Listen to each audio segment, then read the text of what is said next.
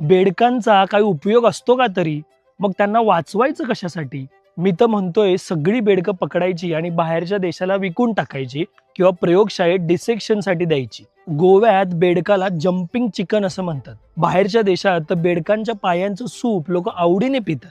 म्हणूनच की काय 1987 साली भारत सरकारने 2770 टन बेडकांची निर्यात केली. त्यातून आपल्याला 7 करोड रुपये मिळाले. पण समजा तीच बेडकं वाचली असती तर भारतातील कीटकनाशकांवरचा खर्च 50 कोटी रुपयांनी वाचला असता. बेडकांची संख्या कमी झाली आणि पश्चिम बंगाल, केरळ, आंध्र प्रदेश, कोकण किनारपट्टीवरील भाताचं उत्पादन 20 ते 30% घसरलं. भाताच्या पिकाचा उपद्रव करणारे लष्करी आळ्या, खोडकिडे, तपकिरी तुडतुडे बेडकं आवडीने खातात. एक बेडूक त्याच्या वजना इतके कीटक खातो. त्यामुळे कीड नियंत्रण होतं आणि भात पीक चांगलं येतं. हाच बेडूक दिवसाला 100 डास तरी खातो. बेडकाची किल्ली म्हणजेच टॅडपोल ज्या तळ्यामध्ये किंवा ज्या पाण्यामध्ये असतात, हेच टेडपोल डासांचे लार्वे खाऊन जिवंत राहतात.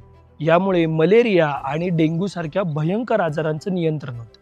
आणि याचमुळे BHNS, blue cross of Madras या संस्थांनी भारत सरकारकडे पाठपुरावा करून बेडकांना शेड्यूल 2 या अंतर्गत संरक्षण मिळवून दिले.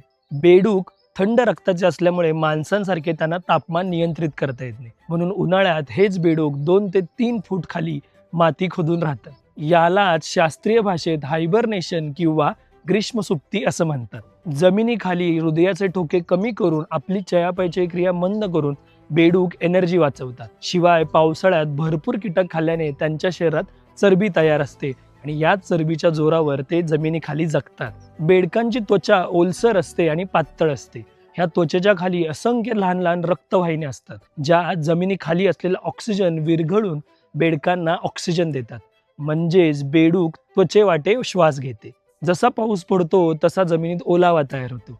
मातीचा ओलावा बेडकांना कळतो आणि आता जमिनीवर जायचंय असा अलार्म बेडकांना येतो. आणि मग सुरू होतं जमिनीवरचं डराव.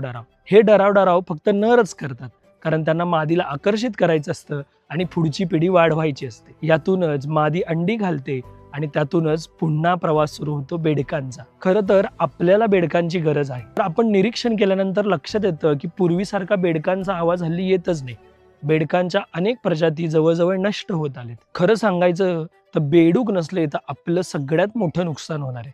पण बेडकांचं आपण नसल्यामुळे काहीच नुकसान होणार नाही. त्यामुळे बेडूक वाचवण्याची खरंच गरज आहे का? तुम्हाला काय वाटतं? कमेंटमध्ये जरूर कळवा. बाकी आपण शून्य आहातच. धन्यवाद.